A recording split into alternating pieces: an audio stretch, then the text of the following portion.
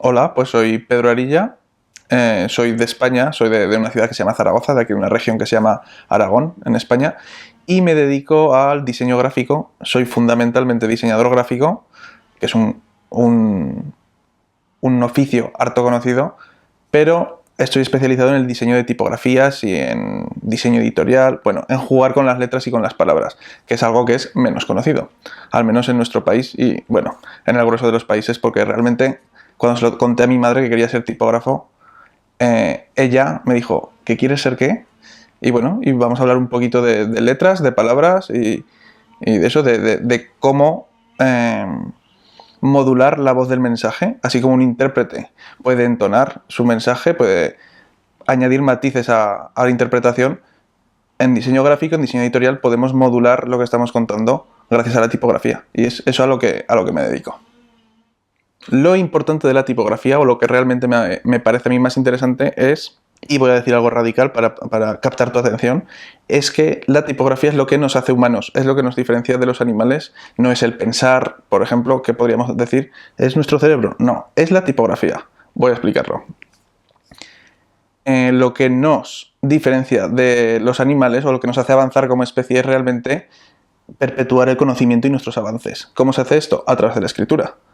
¿Por qué? Porque si nuestros congéneres hace 100 años inventaron el motor de explosión, por ejemplo, pues si no dejan unos planos, no dejan un ensayo científico de cómo se ha realizado eso, no sabríamos nosotros replicarlo y seguir avanzando como especie. Hace miles de años se inventó la escritura, eso nos sirvió para ir avanzando, pero no fue hasta el siglo XV con Gutenberg cuando se universalizó el conocimiento y a partir de allí con los libros, luego pues periódicos, revistas, etcétera, etcétera, manuales, enciclopedias, etcétera, etcétera, es cuando el conocimiento empieza a extenderse en el mundo y es, qué casualidad, cuando empieza la humanidad a avanzar mucho más deprisa. Por eso es por lo que digo que lo que nos diferencia de los animales a los seres humanos es la tipografía, no cualquier otra cosa. Partiendo de esa base, de que es mi oficio lo de hacer tipografías y por eso creo que es tan interesante, pero bueno, ves que sí que puede llegar a ser interesante. Lo que es más interesante de la tipografía y lo que más gente desconoce es la importancia comunicativa de la tipografía. Porque podríamos decir que con la Times New Roman, que es una de las tipografías más famosas, o la Helvética o cualquiera que tú puedas conocer, la Arial, la Comic Sans, cualquiera de estas, con cualquiera de esas podríamos funcionar para siempre. Podríamos escribir todos nuestros textos en Times New Roman y no pasaría absolutamente nada. Pero cuando la gente me dice esto, le hago una pregunta. Tú si hicieras un programa de radio y tuvieras que hacerlo de una guardería, por ejemplo, de un colegio para niños, ¿qué voz elegirías? ¿Elegirías una voz dulce o elegirías una voz gruñona? Lo mismo si tuvieras que hacer, no sé, para un tanatorio, un velatorio, algo de ataúdes, ¿cómo pondrías el anuncio? ¿Una voz pues como muy neutra o pondrías una voz muy divertida? Perdería el sentido el mensaje, ¿no? Pues lo mismo pasa con la tipografía. Es como muy sutil, a mí me gusta llamarlo la banda sonora de los libros, que la banda sonora es como muy... que no está, pero si no estuviera, la película no tendría ningún sentido. Pues en un libro es lo mismo, no puedes leer a Neruda con una tipografía muy constructivista de Suiza, no, tienes que leer con una tipografía que tenga alma para que Neruda te transmita todo lo que te quiere transmitir. Pero aparte de lo curioso que puede resultar esto para los externos a la tipografía, lo más curioso creo que es, o lo más interesante para saber para la gente es, ¿cómo de costoso es hacer una tipografía? Pues muy costoso, claro, ¿qué voy a decir yo? Pero bueno, voy a dar datos para que se entienda. Yo hice Valentina, que es mi primera tipografía, a la cual, bueno, tiene muchos fallos, porque es la primera tipografía, y como tal, pues no es perfecta, claro. Yo soy autodidacta además, porque en España la enseñanza tipográfica pues está muy limitada. Hay un máster bastante interesante en Barcelona, pero poco más. Alguna cosita hay en Madrid o ha habido, bueno. Pero si quieres estudiar tipografía te tienes que ir a Reading, a Inglaterra o a La Haya o a Holanda. Están empezando a abrir cositas en Francia, en Estados Unidos, en Argentina también hay bastante tradición, pero vamos, no es muy común encontrar sitios donde se enseñe una disciplina tan compleja, porque es muy compleja, como veremos luego, como la tipografía. Entonces, lo que decía, soy autodidacta y solo diseñé un peso, ¿Qué pesos es? Lo que tú conocerás como negrita, regular, super negrita, bold, heavy, black, todas estas cosas que a veces sale Arial Black, Arial Bold. Pues eso se llama pesos, porque cada una tiene más peso visual. Son un poquito más gorditas las letras, tienen más peso visual y nos sirven para enfatizar ciertas cosas. Pues, como digo, solo diseñé un peso y sin cursivas, que supongo que también te sonará Arial cursiva o Arial italic. Y es que están inclinadas las letras, aunque las tienes que dibujar de otra manera, no es simplemente que le das al programa informático y se inclinan, eso jamás, sino que tienes que hacer otro dibujo, porque además precisamente eran tipografías diferentes o tipos de letras diferentes, que es la palabra exacta. Tipografía se supone que es un método de impresión, pero que nosotros lo hemos acuñado como para llamar al objeto. Bueno, pues eran tipografías diferentes históricamente. Estaban las redondas, que se llaman las normales, luego estaban las negritas, luego estaban las cursivas, y luego al final se juntaron todas como para formar familias tipográficas. Pues como digo, no tenía ni cursivas ni más pesos, solo un peso normal. Valentina, pues me llevó 700 horas de trabajo. 700 horas concienzudas, sin levantarme del ordenador, dibujando mucho a mano y luego pasando al ordenador con programas específicos. Tienes que programar para que cuando apretes la A salga una en pantalla, pues este tipo de cosas, ligaduras, acentos, que nosotros en español usamos muy pocos diacríticos, A, I, O, U, la diéresis, si la conoces, la N con una virgulilla, que se convierte en la ñ, pero si quieres que esa tipografía se utilice en Francia, por ejemplo, pues tienes que hacer los circunflejos, etcétera, etcétera, etcétera. Si ya te quieres ir a países como Polonia, bueno, pues allí ya tiene mucha enjundia. Bueno, pues como digo, 700 horas. Esto terminé en 2012, tuvo mucho éxito, gracias a Dios, Valentina, porque otra de las cosas que hay que hablar de la tipografía es de su precio. Históricamente, como antes se hacían en plomo para las imprentas, pues tenías que comprarte una tipografía y tenías que gastarte miles de pesetas, en el caso de España, que era la moneda entonces, para comprar unos armarios así de grandes con todos los tamaños de todas tus letras. Pues 700 letras a tamaño 10, 700 letras a tamaño 11. Entonces eso valía mucho dinero. Ahora que son digitales, que es un archivito, se han seguido manteniendo esos precios. Entonces, bueno, pues hay como un poco de controversia en el mundo tipográfico. Y yo la única innovación que hice, aparte de que Valentina pueda ser más o menos bonita, fue el Pay What You Want, que es una técnica que usaban los americanos para mucho producto digital, para muchas cosas de diseñadores, de fotografías, de programitas, de cosas así, de discos sacaban algunos. Pues yo lo apliqué a la tipografía con mucho éxito. Puedes descargar Valentina gratuitamente, pero si quieres puedes hacer una donación. Esto ha sido muy interesante porque te da mucho a conocer por un lado, porque se viraliza el ser gratuito, pero por otro lado, el que quiere aportar, aporta, y hay que decir que somos generosos por naturaleza. Aunque Kant diga que somos malvados por naturaleza, nosotros somos generosos en nuestra mayor parte, y eso está muy bien. Bueno, pues esto lo saqué en 2012, como decía, y hasta el día de hoy, que estamos en principios de 2016, tengo otro trabajo, he tenido algún problema familiar, bueno, pero vamos, he dedicado muchísimas horas, muchísimas horas, desde 2012 hasta el día de hoy no he sacado mi segunda tipografía. Llevo, pues 4 años, la voy a publicar en pocos días, seguramente cuando veas este vídeo ya estará publicado, pero esos 4 años para hacer Mestre, que esta sí que va a tener 8 pesos, va a tener light, thin, regular, medium, semi-bold, bold, todo este tipo de cosas, más sus cursivas de cada una de ellas. Y va a estar preparado para vietnamita, polaco, para un montón de idiomas. ¿Eso qué conlleva? Pues muchísimo trabajo y un montón de investigación, porque tienes que hacer que resulte natural lo que estás dibujando para el lector. Para el lector vietnamita, de los cuales yo no conozco a ninguno. Pero claro, él cuando utilice esa tipografía, ese usuario vietnamita tiene que... pues esto lo ha dibujado un vietnamita. Pues no lo ha dibujado en español, pero tienes que investigar para hacerlo más interesante. ¿Es conocido este oficio? Pues entre el gran público no, pero dentro de la industria del diseño es súper respetado, mueve millones y millones de euros. En España no hay industria, por ejemplo, pero si me estás viendo desde Estados Unidos, pues en Estados Unidos hay muchísima industria, tenéis algunos de los mejores diseñadores de tipos del mundo. En Inglaterra, en el Reino Unido, por ejemplo, también hay muchísima industria. Hay empresas con 100 trabajadores que se dedican solo a hacer letras, a hacer tipografías para venderlas, pero sobre todo, y ahí es donde está el negocio, para hacer tipografías para empresas.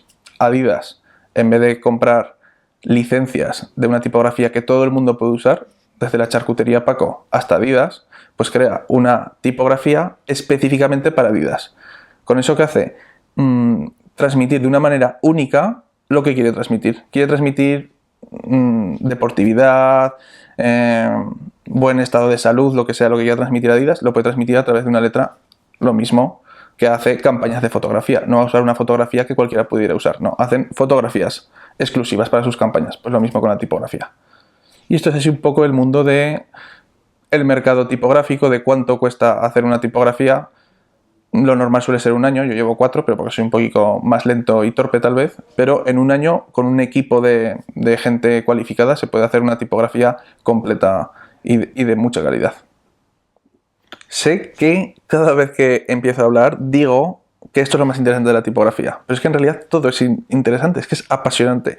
Y una de las cosas más interesantes para mí también son las clasificaciones dentro de la tipografía. El montón de tipos de tipografías que hay, igual que el montón de tipos de perros o de mamíferos, podríamos decir. Hay un montón de mamíferos, pues hay un montón de tipos de letra.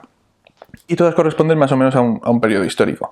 Pero vamos, por hacerlo fácil y comprensible, hay 2 grandes grupos. Están las sans serif o sin serifa, o de palo seco, también se pueden llamar, o con serifa. ¿Qué son las serifas? Son estas patitas, hacemos así, por ejemplo, la I, y estas patitas que hay aquí abajo, que hay teorías que dicen que vienen del cincel romano, de cuando esculpían a piedra, y ¡plac!, pegaban un golpe abajo, pues creaban una serifa.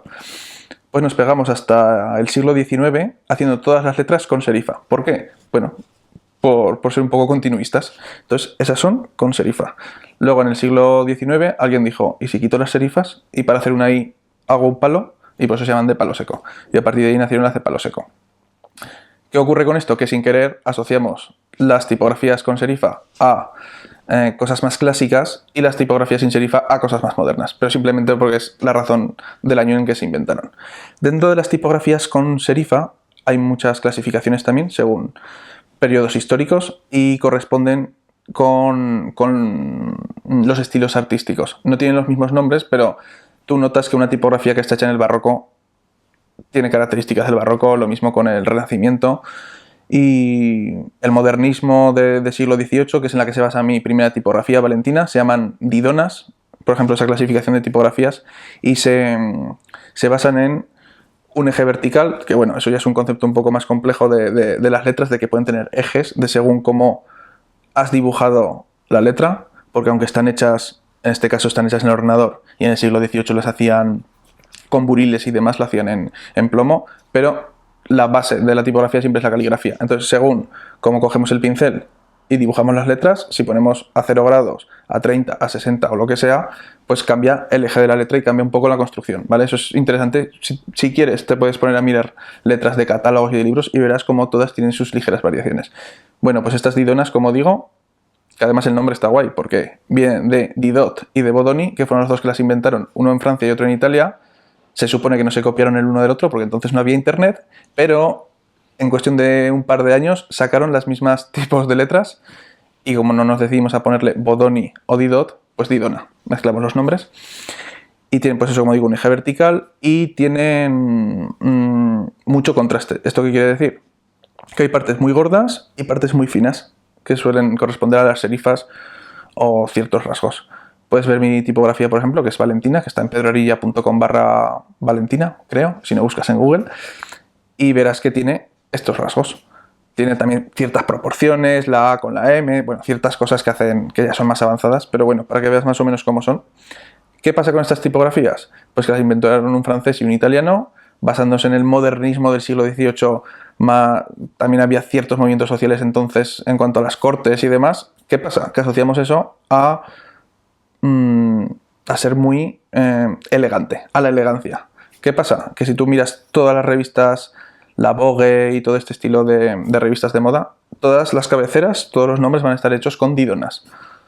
No van a estar hechos con Valentina, pero van a estar hechos con Didot o con Bodoni o con cientos de didonas que hay diferentes, cada una con su personalidad.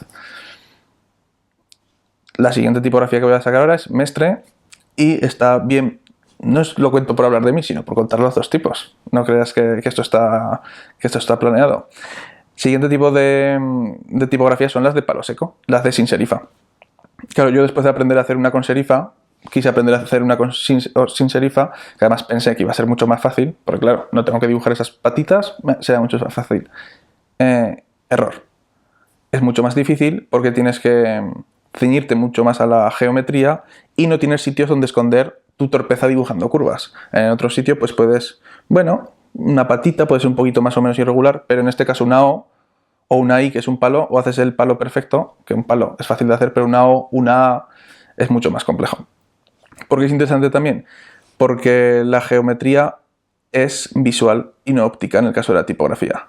Una O, la tipografía geométrica por antonomasia, porque además geométricas también es otra clasificación dentro de las tipografías, la tipografía geométrica por antonomasia es Futura, que seguramente te suene de verla en tu ordenador, de Paul Renner, de 1957, creo que es, y es el culmen de la búsqueda de la geometricidad en tipografía. Si tú abres la O y la miras, te la imprimes, puedes coger un compás, es lo menos parecido a un círculo que podrás ver en tu vida.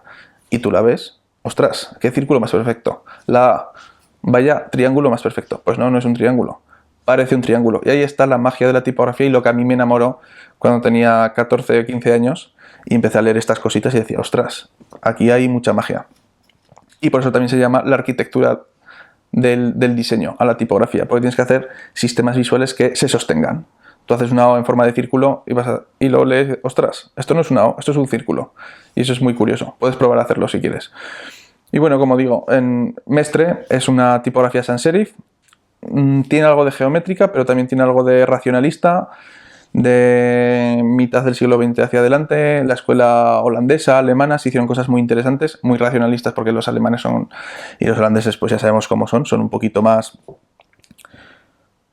constructivistas en su estilo de hacer las cosas, menos orgánicos que igual tal vez los mediterráneos, aunque sea sin querer, nuestro ADN así nos lo hace.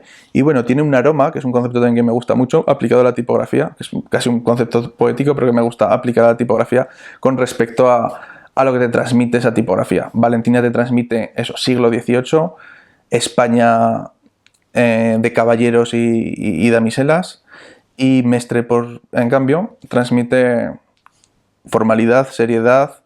Lo que te estoy contando es totalmente cierto y bueno, es dos cositas que transmiten las tipografías. Y como digo, sí que es por herencia cultural, sí que intentamos transmitir cosas como más formales o más tecnológicas con tipografías de palo seco. Así que si tienes que hacer alguna cosita, piénsalo.